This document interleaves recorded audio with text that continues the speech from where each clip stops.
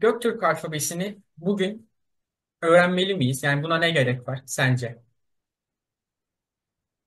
Evet, yani özellikle tabii ki öğrenmemiz lazımdır. Yani gerçekten çünkü yani özellikle biz Türk dünyası olarak yani Türkiye'de olsun, Azerbaycan'da olsun, Kazakistan'da, Kırgızistan'da, Özbekistan'da hatta yani Balkanlarda yaşayan Türkler, Irak'ta yaşayan Türkler, Suriye'de yaşayan Türkler yani Türk dünyası yani her yerde yani nerede varız oralarda biz hepimiz öğrenmemiz lazım. Çünkü bu bizim kimliğimizdir.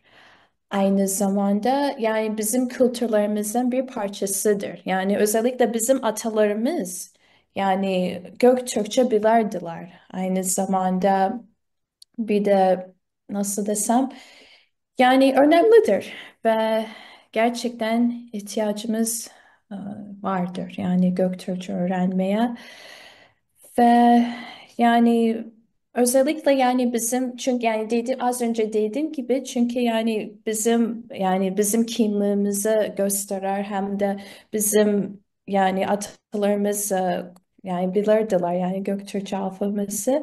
O yüzden yani bize yani bizi ifade ediyor Türk dünyası olarak. O yüzden evet öğrenmemiz lazım Hı. Evet, mutlaka. katılıyorum hocam sana. Kesinlikle öğrenmemiz gerek. En az Evet.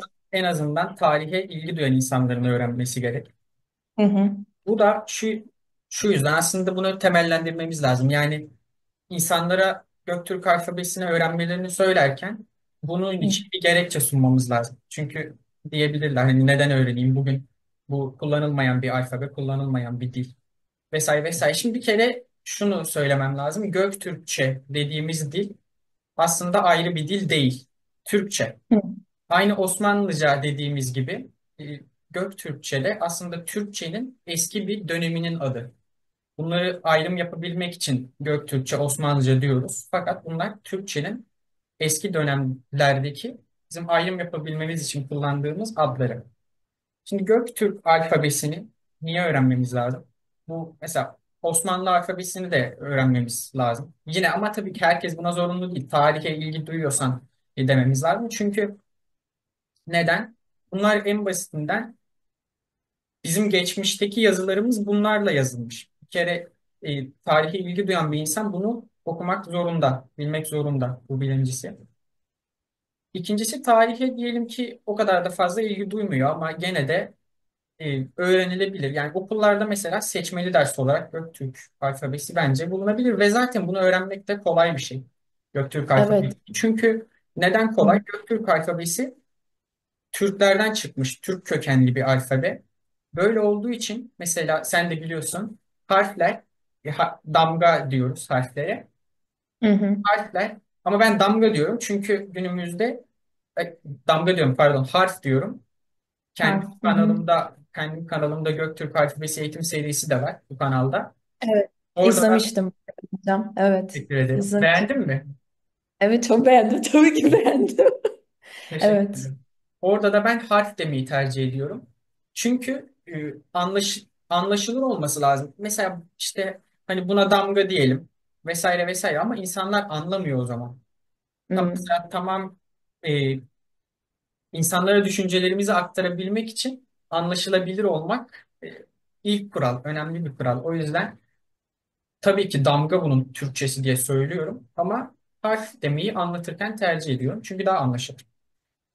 E, Evet. Dediğim gibi öğrenmesi kolay. Neden kolay? Çünkü harfler Türkçe kökenli ve daha böyle hani şekillere, resimlere benziyor. Hı hı. Evet. Ve Böyle karakter yani yazılı. ne? Böyle karakter. Yani karakter Ha, gibi. evet, Evet. karakter Hı hı. yazılı.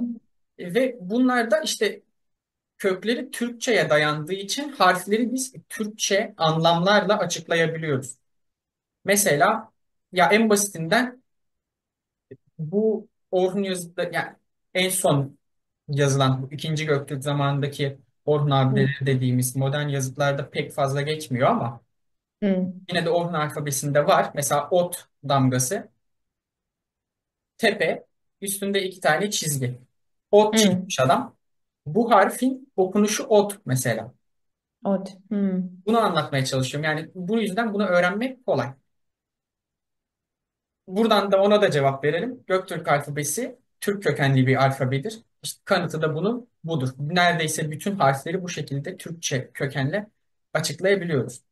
Aynı Evet. zamanda Göktürk alfabesi neden öğrenmemiz lazım? Çünkü sen de zaten bahsettin bizim kültürümüz. Evet. Bunun dışında mesela yabancılarda, İskandinavlarda diyelim özellikle işte Viking dizileri vesaire çekiliyor.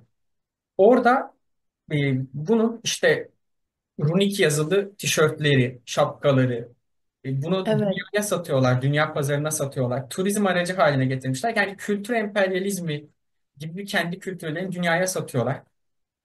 Bu açıdan da hem kültürel olarak hem de bizim daha böyle insan öğrenince kendini iyi de hissediyor. Hem Göktürk alfabesini, isteyen Osmanlı alfabesini de Hı hı. öğrenebiliriz diyorum. Fazla da uzatmıyorum. Evet, burada bırakayım bu konuyu. Hocam ben şey duymuştum mesela hani runik yazıtlar falan söylemiştiniz de zaten eskiden mesela Vikingler de yani şey o alfabe kullanıyordu runik yazıtları. Aslında şey duymuştum yani hemen şey yani runik yazıtları ve Göktürkçe hemen aynısıdır. Yani bir bağlantısı vardır. Öyle bir şey duydum. Hocam o şu yüzden oluyor. Ha, Runik yazıyla mesela hatta Batı'da bizim tarihçilerimiz bunu pek tercih etmiyorlar ki ben de aslında doğru bulmuyorum. Şey ha, diyorlar Göktürkçe için özellikle Batılı tarihçiler Türk Runiği gibi bir ifade kullanıyorlar. aha. Onu doğru Hı. bulmuyorum. Bu runik yazıyla işte İskandinavlarda kullanılan runik yazıyla Göktürk alfabesi şu yüzden aslında benziyor bir noktada. Hı. E, Benzeyen tarafı şu keskin çizgiler halinde mesela dairesel şeyler çok fazla yok. Keskin çizgiler gibi böyle daha çok düz çizgiler. O da sert zemine yazıldığı için bunlar.